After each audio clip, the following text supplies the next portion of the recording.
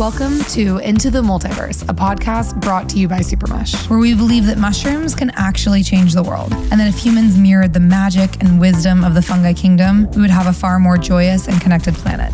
Each week, we'll be meeting with thought leaders and experts to extract the best insights and stories across everything from functional fungi, psychedelic medicine, and so much more. Thanks for listening. Step into the multiverse with us. Hi guys, I am so excited to share this episode with you because psychedelics and death is a topic that I am incredibly passionate about. I recorded this episode live at Summit Series, Summit at Sea 2024, with this incredible woman who is a huge inspiration to me, Sylvia Bonito. She's a VC investor, psychedelics expert at all things sex, money, death, as she says, and we bonded about our passion for psychedelics and dying and how the use of psychedelics can be really impactful in our Western society, specifically ability to process grief. She does a lot of work in the death space as a death doula, and the episode was just really meaningful. So I'm really excited to share it with you. Please leave a comment, review, let us know what you think, and please enjoy the following Into the Multiverse episode with Sylvia Bonito.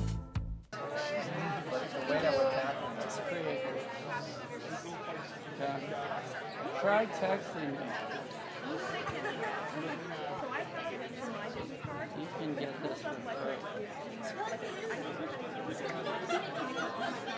No. You're doing that to me? I hope not. Welcome to the stage, Sylvia Bonito and Allie Shaper. Hello, everyone. Everybody behave now. What if we were able to give you not a talk today, but a transmission? Yeah? Same for that. So I'm Sylvia Bonito. I'm Allie. So nice to meet you guys. How's everyone doing? Good? Okay, so this talk is called Mushrooms Eat Death for Breakfast. And if you're here, you're either looking for mushrooms or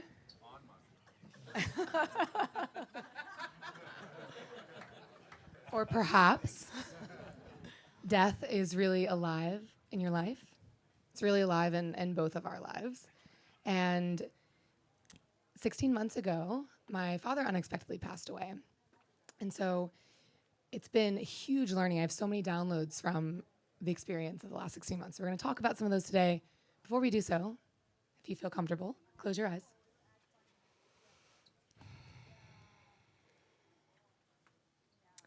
And bring to mind someone in your life that you love that is no longer here. And just take a few breaths.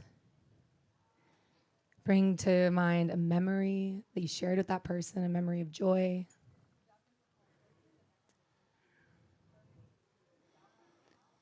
And just send them a thank you for all the lessons that they've taught you.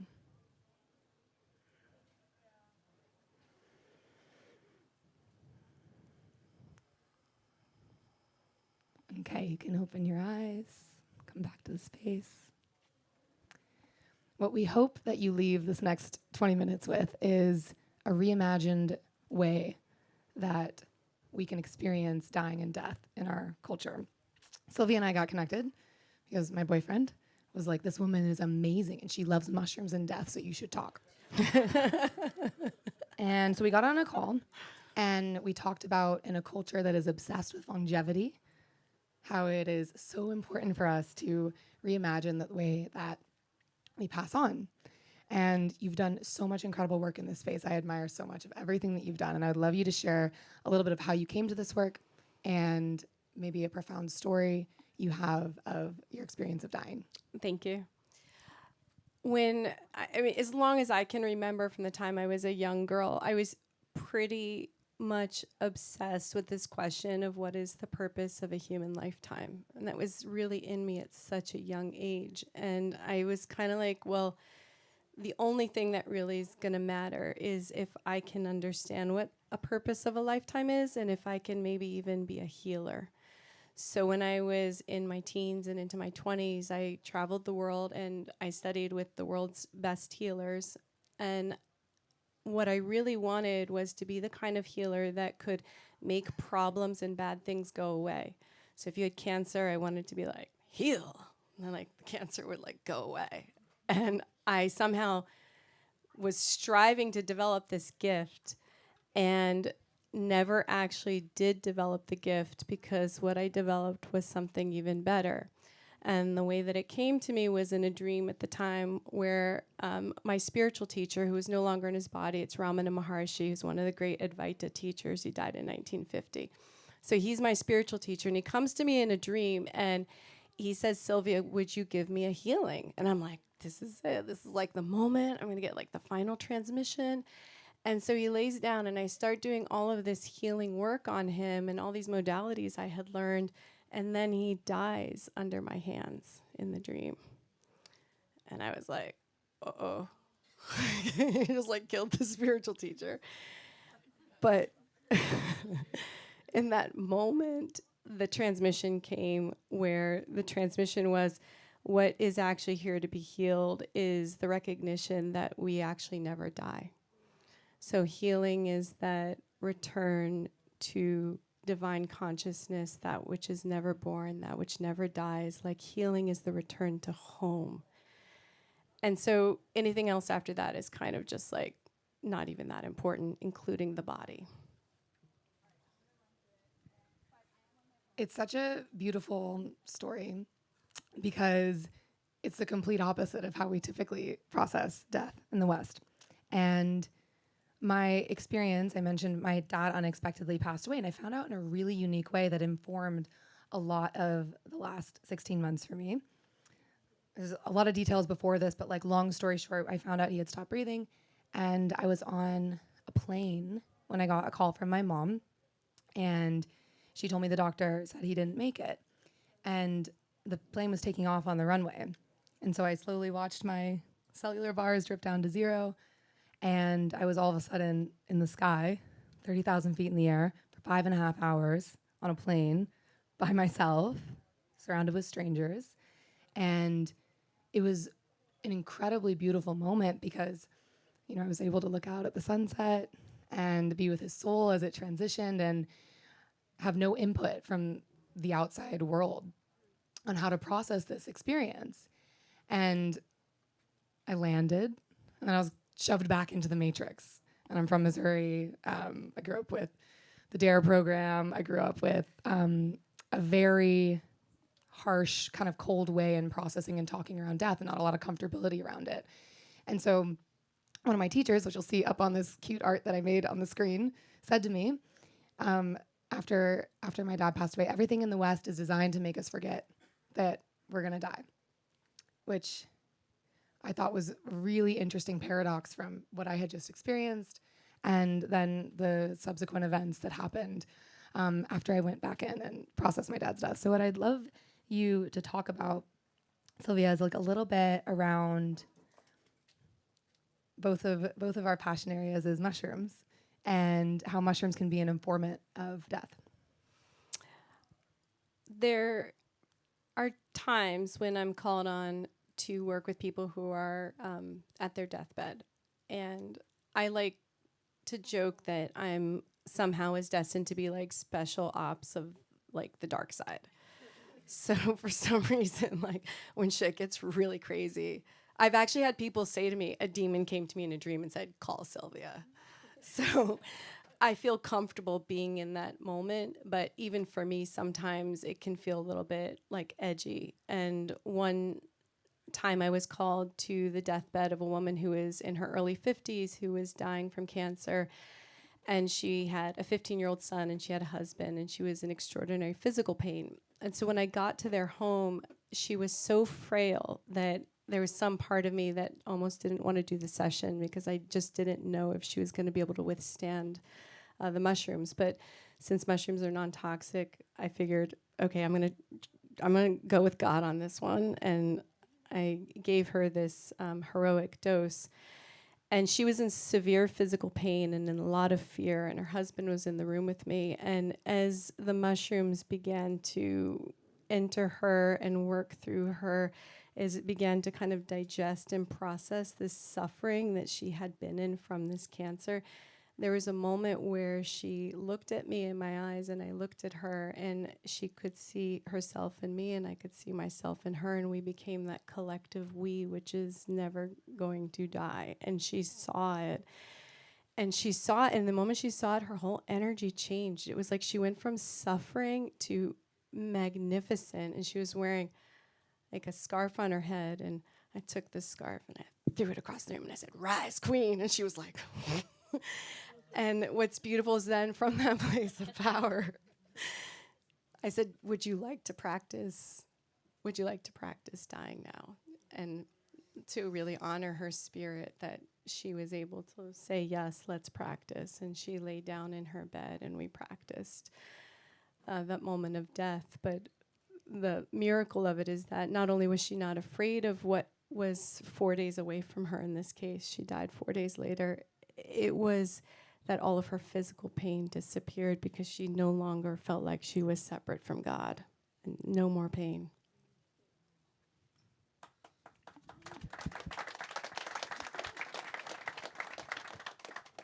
And so in our phone call, our first phone call that we had, we were talking about the lessons that we can learn from mushrooms holistically around death.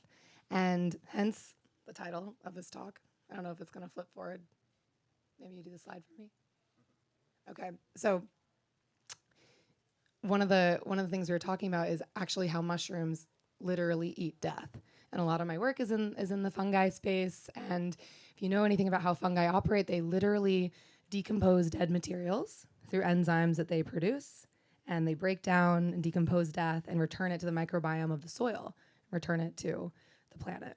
So they're literally the digestive system of the planet, which is amazing. So that's literally what they do. And spiritually, they also teach us to die before you die. And so I don't know if this is going to work. Oh, hence the title of this talk. There's so many beautiful cultures around the world that have these elaborate relationships with death and dying. Tibet, Bali, Native American cultures, and then you have the paradox of how we process death in the Western world. I would love to do a little 2-minute exercise to help us reimagine it. So if you want to turn to your neighbor, we're going to have you talk about the person that you brought to mind at the beginning of this talk and ask them if you could reimagine the way that person passed away. What would that look like? Quick 2-minute exercise, and then we'll come back. Meet a friend. Light conversation topic. Hi guys, taking a brief second away from the show to tell you a little bit about our sponsor. Supermush is our brand inspired by the 60s and 70s that makes the most delicious and effective functional mushroom supplements. Our newest and best-selling products are Sex, Energy, and Sleep Gummies. They're sugar-free, they're delicious, and for listeners of this podcast, we have a special discount code for you. It's ITM15, and if you want to try our gummies, use ITM15 at checkout. You can find all these products at supermush.com.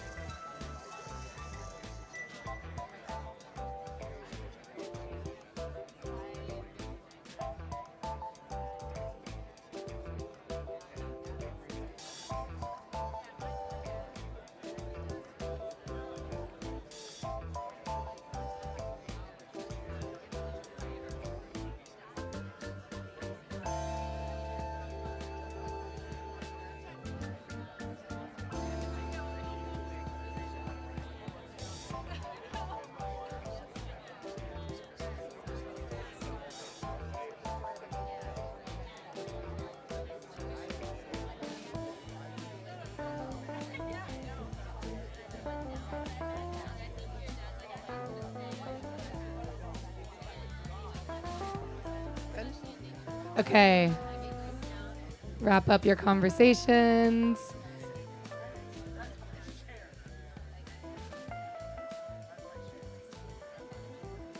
Final 10 seconds. Okay, raise your hand if you're done. Okay. All right. So, whatever you just imagined, likely in our culture, we're probably not doing it. My experience, which is like morbid and comedic at the same time, I found out my dad passed away. I went to Georgia to be with my family, and the next day, my siblings and I, my triplets, and my mom, we went to go see his body. And the funeral home director was trying to upsell us on a casket, and we were shopping for urns, and there's like this urn he's showing us that says "Gone Fishing" on it with a golf ball. And I just went from like having this beautiful spiritual experience in my plane ride, you know, being with God, being with my dad's soul, like really back into the Matrix Western world. And it just realized, you know, we're actually interrupting the natural process of death in a lot of way that we are handling it. We freeze bodies, we put them in boxes, and we interrupt so that mushrooms can't eat them and return them to the earth. And we were talking a lot about the mycelium and your analogy here, so I'd love you to comment on that. So I think it's funny that we would try to compartmentalize death and put it away, and especially to put it away into something that can't even biodegrade. Like, whose idea was that? Like, think about like how much we're pushing death away that we would even think of such a thing. And so when I think of the mycelium network, which everybody is familiar with what that means, but it's essentially, you know, in the underground, like they're all communicating as one consciousness all the time, even if they appear separate to the eye. And I think that form of consciousness where we really experience the we is one that's really conducive to approaching death in a more healthy way. We consciousness. And so as I was reflecting on this, I was reflecting on how in a lot of ways after that experience, after you have someone that passes away, suddenly it wakes you up. And I was thinking about what are the other things that wake us up? And so I came up with this little list, 3 things that wake us up to the reality of the fact that we're going to pass away. One is you have a near-death experience where you have a visitation of where you're going, your life flashes before your eyes. 2 is maybe everyone in this room has experienced this, or many of you die before you die, most likely through a psychedelic experience, aka ego death. 3 is someone you love dies suddenly. And you know, obviously the first 2 aren't as permanent. They don't create like as much of a physical void in your immediate reality, but they wake you up. And so I was thinking about if we're not awake, that means we're on autopilot a lot of the time. And a large part of the reason why we're on autopilot, which Sylvia and I were talking about in our conversation, is because of the substances and the things that we're putting in our bodies that are keeping us in our minds and away from our hearts. So most of the pharmaceutical substances that people specifically in America are put on, this is like a typical journey of the average American. It's very much my journey of medication I was prescribed, mostly for things that I didn't need, a blend of SSRIs and anti-anxiety medications, etc. And if you're lucky enough, you get to the end of this and you kind of remove all these from your system. You start your wellness journey. But what most people don't know, there's this whole smorgasbord of things that you can alter your consciousness with that are better substances to get into your heart. So I'd love to hear your thoughts on this. I think we could take all of these medicines that we have in our cabinet right now and push them to the side, and we could put one big bottle there and just call it death medicine. Death medicine could cure a lot of what ails us. So of the 3 possible ways to meet death, definitely ego death is the highest recommended path because it's it's like least consequential in the 3D. So, you know, to the extent that, you know, we can enhance and experience ego death in our lives, the better. And a lot of what we were talking about is intergenerational trauma, which is a term that gets passed around a lot. But what I was observing in my experience of talking to my family around death is how difficult it was to have that conversation. And outside of, you know, saying, I'm sorry for your loss, there's not a lot of connection that goes on in my extended family around that conversation. and our inability to process death in a lot of ways, sometimes through the substances that we consume, sometimes other reasons, actually gets passed down in our DNA. So there's this really interesting woman who's doing incredible research, Rachel Yehuda, around how intergenerational trauma is actually passed down in our DNA. An example is women who have sexual assault happen to them, their children and their grandchildren are actually experiencing the PTSD symptoms of that assault, even though they're far removed from the actual trauma happening themselves, because it lives in your nervous system. And we're actually proving that in our DNA now. Yeah, it's really profound research. So basically, if you wake up before you die, that has the opposite impact. It's opposite to trauma. If you awaken deeply in your lifetime, then that is what starts to get passed down 3 generations through the genetic code. So you could try that. And this is just a concept to think about. I don't know if it'll go back. We tend to call our drugs medicine and our medicine drugs. There's not really much more that needs to be said. Just meditate on that for a little bit. Okay, so this, psychedelics open your visual cortex, that heaven is all around you. I was thinking about this because one of the things I'm the most grateful for is I was able to introduce mushrooms to my parents before my dad passed away. So a large reason why my mom wants to still be on the planet is because of her experience with psilocybin mushrooms. I recorded a podcast with my mom about it. It's our most popular podcast by far, which I think speaks volumes to the necessity of having better ways to process grief, especially in families. And my dad was also able to experience mushrooms, and it gave me incredible peace of mind knowing that our conversations were so much deeper and he had such an understanding of where he was going. And so it's just made the entire experience of death much easier for my family. And I would love you to comment on that actually before we switch topics, just about the process of families and having these medicines accessible to us. Well, it might be time that we kind of can usher in the era of the psychedelic family, right? So what does that mean? It doesn't mean just what are the substances that we're ingesting, but what is a family that is willing to meet darkness and meet difficult topics and meet what's real moment to moment to moment. Could be the psychedelic family. You know, just speaking about it, and confronting it.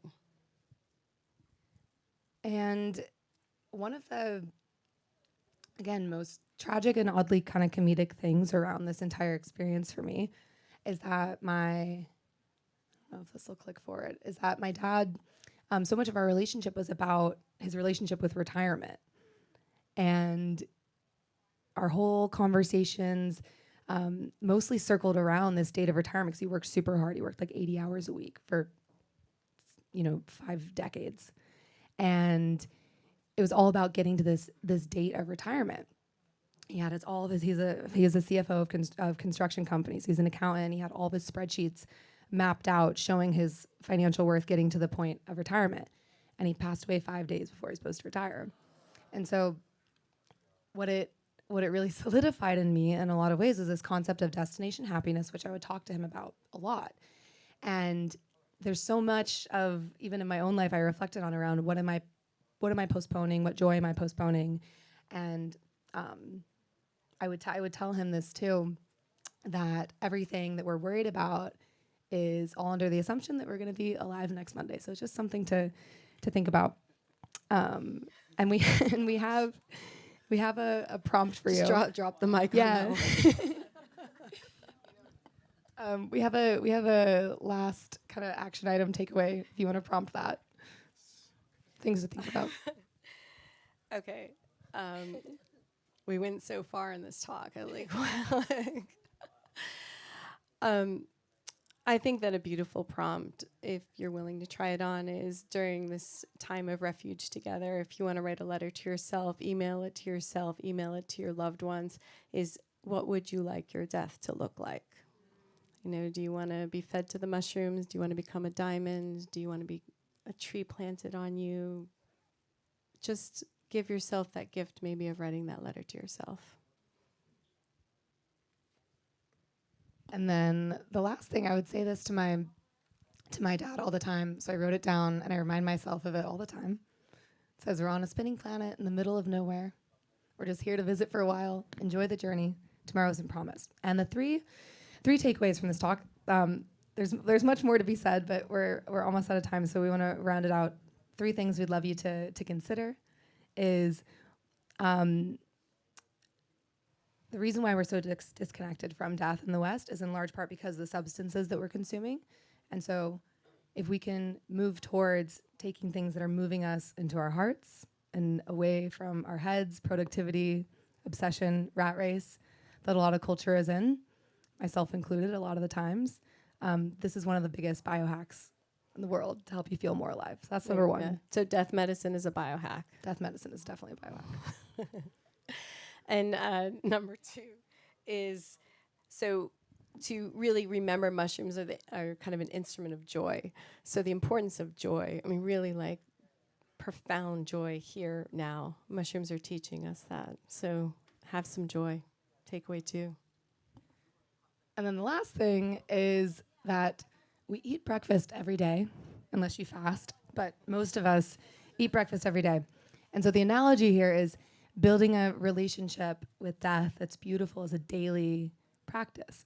And so if you took away anything from this talk, we maybe encourage you when you wake up tomorrow, try being more like mushrooms and eating death for breakfast. Thank you very much. And everyone, thank you. And everyone, I want to also say another takeaway is please look at Allie's company, Super Mush. It's unfucking believable. She's a rock star. And it's possible that soon they might be raising capital. Shameless plug. Thank you guys so much. Thank you for coming so much.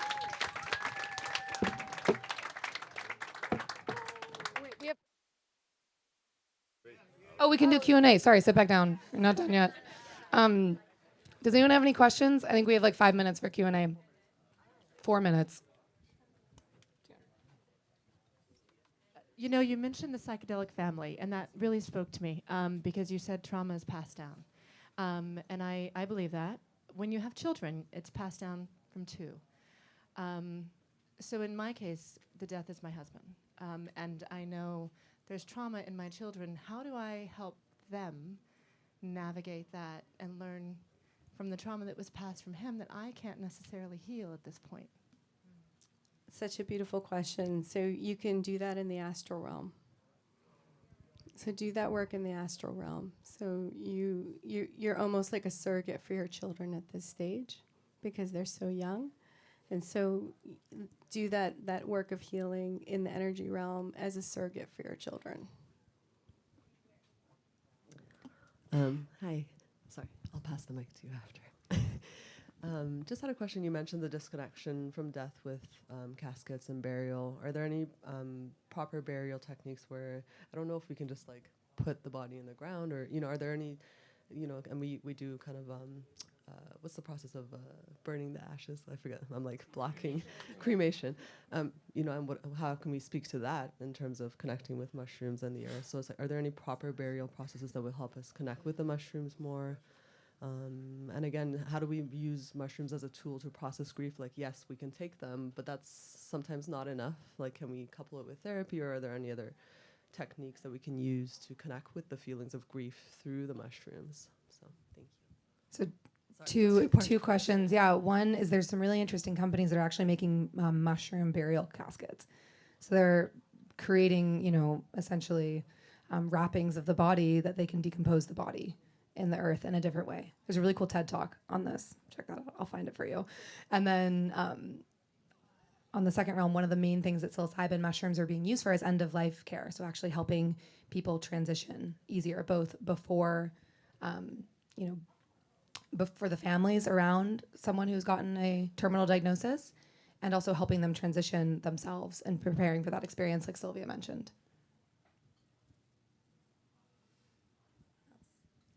You talked a lot about psychedelic mushrooms.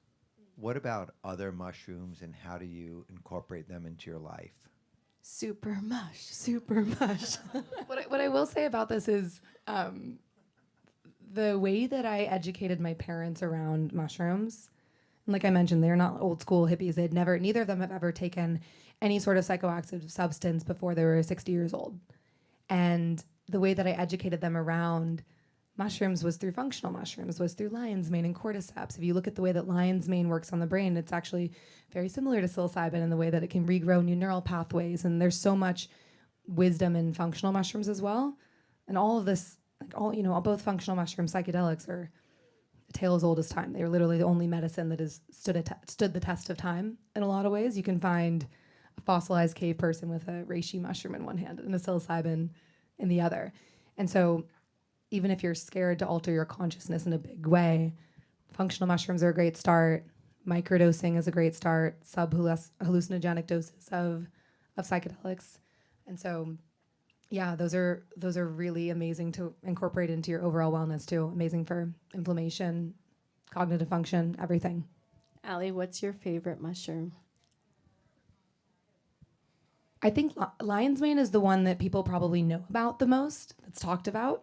And, actually, I see George here. George and I both have functional mushroom companies, and we were just up in Sacramento 2 days ago, actually, educating all the lawmakers and assembly people and the senator about mushrooms in general. And one of the things that we talked about the most was lion's mane mushrooms and how those can impact brain chemistry and how those are safe. They're in the grocery store. So, lion's mane.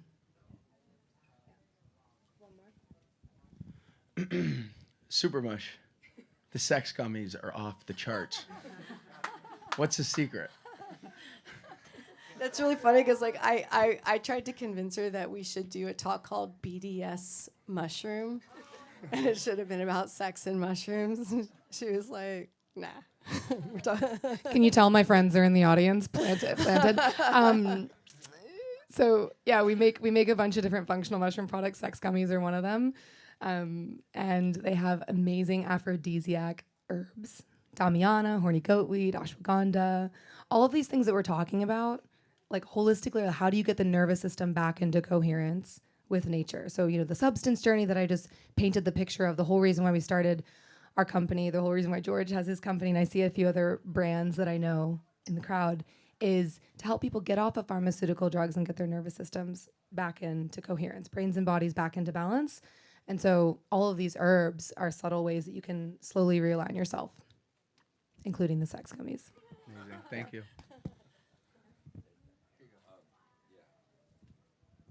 So as these are all going through the FDA fairly rapidly and becoming part of our healthcare system, I was just wondering how you see the stacks right now, like MDMA preceding mushrooms, because many people in our mental health centers aren't ready for the aftermath sometimes of what mushrooms may unleash and the importance of integration, et cetera, and just how you think of that when you're introducing it and what you think of stacks, specifically MDMA preceding mushrooms, like starting with the empathogen, opening the heart so that the journey's a little smoother. I mean, there's like two questions. I think one is like a policy question, but in terms of yes, so I think that's a really common practice, is to use some kind of heart opener, whether it's Kana or sassafras or MDMA, before a mushroom journey, can make it a less bumpy ride. And my understanding is that Johns Hopkins is looking at doing a clinical trial specifically around the combination of MDMA and mushrooms right now for PTSD. All right, that's it. Thank you guys so everyone. much.